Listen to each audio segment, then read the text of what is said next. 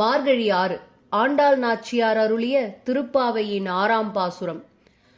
புள்ளும் சிலம்பினகான் புல்லரையன் கோயிலில் வெள்ளை விழிச்சங்கின் பேரரவம் கேட்டிலையோ, பில்லாய் எழுந்திராய் பேய்முளை நஞ்சுண்டு கள்ளச்சகடம் கலக்கழிய காலோச்சி வெள்ளத்தரவில் துயிலமர்ந்த வித்தினை உள்ளத்து கொண்டு முனிவர்களும் யோகிகளும் மெல்ல எழுந்து அரியென்ற பேரரவம் உள்ளம் புகுந்து குளிர்ந்தேலோர் எம்பாவாய்.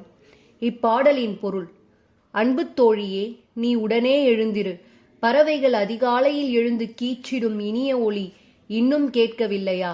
கருடனை வாகனமாக கொண்ட எம்பிரானின் கோயிலில் வெள்ளை நிற சங்குகள் எழுப்பும் முழக்கம் காதில் விழவில்லையா?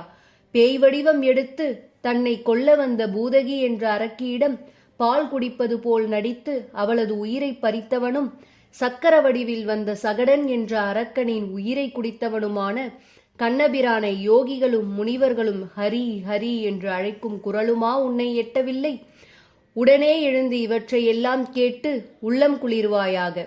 இப்பொருளின் விளக்கம்: பூதகி என்ற அரக்கியை கம்சன் அனுப்பி வைத்தான். அவளை இம்சை செய்து கண்ணன் கொன்றிருக்கலாம். ஆனால் அப்படி செய்யவில்லை. அவனுக்கு பால் தந்து தாய் ஸ்தானத்தை அடைந்து விட்டாளே, அந்த தாய்மையை பாராட்டும் விதத்தில் அவளது மடியில் அமர்ந்து பாலை குடிப்பது போல் அமைதியாக உயிரை குடித்து அவளுக்கு மோட்சமளித்தான் எம்பெருமான்.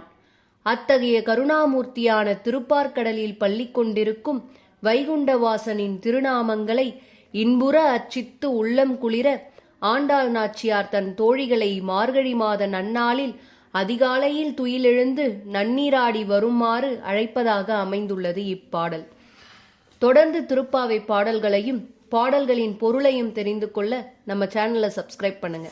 இந்த பதிவு உங்களுக்கு பிடிச்சிருந்தா லைக் பண்ணுங்க. நன்றி.